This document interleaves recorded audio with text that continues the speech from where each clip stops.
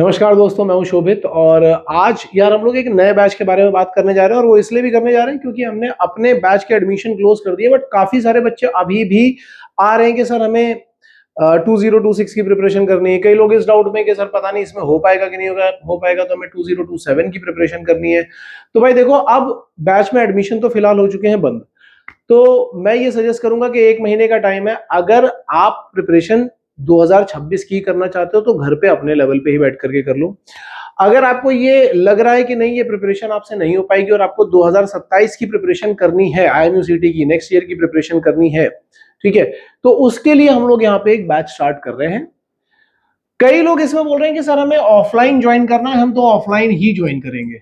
कई लोग बोल रहे हैं कि सर हमें ऑनलाइन ज्वाइन करना है। तो ये दो ऑप्शन हो सकते हैं ऑफलाइन और ऑनलाइन ज्वाइन करने के लिए, ठीक है। तो हम क्या कर रहे हैं, चाहे आपको ऑफलाइन ज्वाइन करना हो या ऑनलाइन ज्वाइन करना हो, हम आपके लिए एक बहुत सिंपल सा फॉर्मूला निकाल करके दे रहे हैं ताकि आपका लॉस भी ना हो, आपके पैसे भी बच जाए और टाइम भी वेस्ट ना हो, ठीक है। और थोड़ा अर्ली बर्ड का भी फायदा मिल जाए जो बच्चे अभी हमारे पास आ रहे हैं। तो आपको चाहे ऑफलाइन ज्वाइन करना हो चाहे ऑनलाइन ज्वाइन करना हो, हम एक बैच अभी से एक लॉन्च कर रहे हैं जो कि मंडे यानी कि 20th अप्रैल से स्टार्ट होगा। पहली बात, मंडे 20th अप्रैल से स्टार्ट होगा।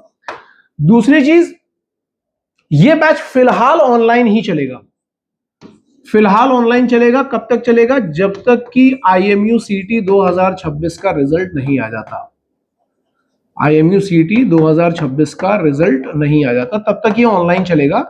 और उसके बाद जिनको ऑफलाइन आना होगा वो ऑफलाइन आ सकते हैं और जिनको ऑनलाइन आना होगा वो उसी में कंटिन्यू कर सकते हैं। ये दोनों चीज हो सकती है। तो ऑनलाइन के लिए आपको क्या करना है, वहीं कंटिन्यू करना है, और ऑफलाइन के लिए आप यहां पे आ सकते हो, ठीक है। तो ये हम एक प्लान निकाल रहे हैं।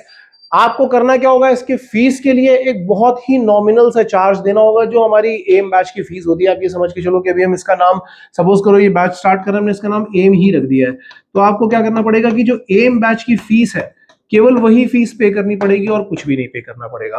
तो जो बच्चे ऐसा है कि जो ऑलरेडी प्लान बना चुके हैं कि भाई हमसे अभी इस बार नहीं होने वाला, हमें नेक्स्ट ईयर के लिए प्रिपरेशन करनी है, वो एम बैच ज्वाइन कर लो। अभी से आपकी प्रिपरेशन चालू होगी। काफी सारे बेसिक टॉपिक्स एक महीने में, क्योंकि मेरे ख्याल से मई एंडिंग तक रिजल्ट आ जाएगा, तो एक सवा महीने का टाइम है। एक सवा महीने में हम काफी सारे बेसिक टॉपिक कवर करेंगे। ये भी बता देता हूँ कि क्या क्या कवर करेंगे। तो इसमें हम काफी सारे बेसिक्स ही कवर करेंगे। किसके किसके बेसिक्स कवर करेंगे?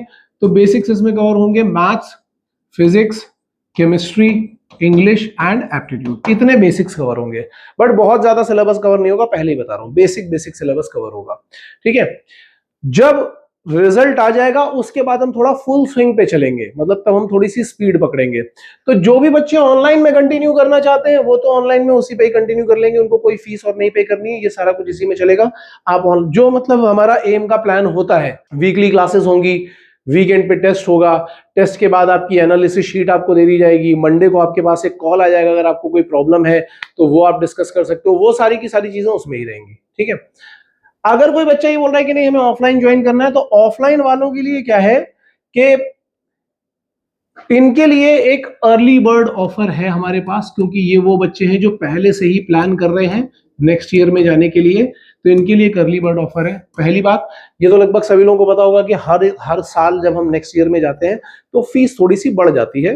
क्यों बढ़ जाती है? क्योंकि भाई हर एक चीज के प्राइस बढ़ रहे हैं, रेंट भी बढ़ता है, सब कुछ बढ़ता है, तो फीस भी थोड़ी सी बढ़ती है। बट ये जो स्टूडेंट होंगे इनको ओल्ड फीस पे ही एडमिशन मिलेगा, मतलब जो लास्ट ईयर की फीस है उसी फीस पे एडमिशन मिलेगा। पहली बात, ये पहला बेनिफिट है।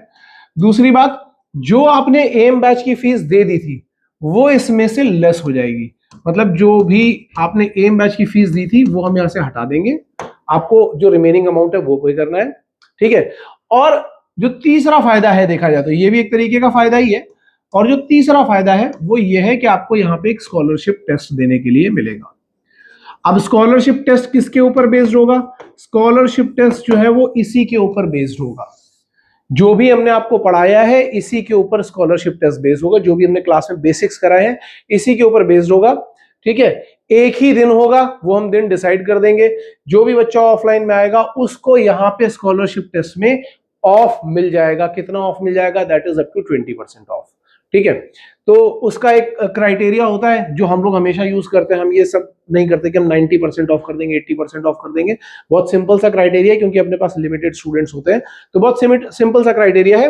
क्या है वो क्राइटेरिया? क्राइटेरिया ये है कि अगर आप, जैसे मान लो हम 100 मार्क्स का पेपर आपके सामने कंडक्ट करा रहे हैं, तो अगर आप 50% से लेकर के 75% तक का मार्क्स लेकर के आते हो, ठीक है, 100 में से 50 में से 75 तक लेकर के आते हो, तो यहां पे जो आपको ऑफ मिलता है, दैट ऑफ इज 15% ऑफ।